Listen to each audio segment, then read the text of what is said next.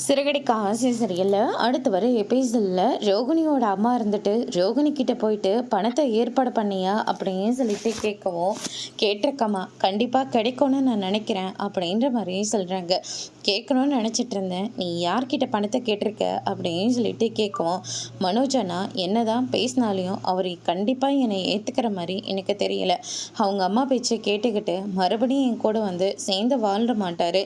அதனால் நான் அவருக்கு ஜெயில் எடுக்கிறதுக்காக 5 லட்ச ரூபா பணம் வாங்கி அவரை ஜெயிலேருந்து வெளியே எடுத்தேன். அந்த 5 லட்ச ரூபா பணத்தை அவங்க திருப்பி கொடுத்தாக்க நான் டிவோர்ஸ் பேப்பரில் சைன் போட்டுருதா சொல்லி அவங்கக்கிட்ட நான் பணம் கேட்டிருக்கேன். மனோஜோட இதுக்கு மேலே நான் கட்டாயப்படுத்தி வாழ மாட்டேமா அப்படின்ற மாதிரியே சொல்லிடுறாங்க. இனிமேல் கிருஷும் நீங்களும் தாம்மா எனக்கு ரொம்ப முக்கியம், உங்களோட வாழ்க்கையை நான் கண்டிப்பாக பார்த்தே ஆகணும் அப்படின்ற மாதிரியே சொல்லிடுறாங்க. நல்ல முடிவு தான் ரோகிணி எடுத்திருக்க. என்னதான் நீ போகிற நாள்லேயும் அவங்க உன்னை திரும்ப ஏற்றுக்கவே மாட்டாங்க. அப்புறந்தே தலைப்பாடாக அடிச்சுக்கிட்டேன், எங்கே என் பேச்சை கேட்டேன். ஆனால் இப்போ பாரு, உன் வாழ்க்கையே திசை மாறி போயிட்டுருக்கு அப்படின்னு சொல்லிட்டு அவங்களுடைய அம்மா ரொம்பவே ஃபீல் பண்ணி பேசிக்கிட்டு இருக்காங்க.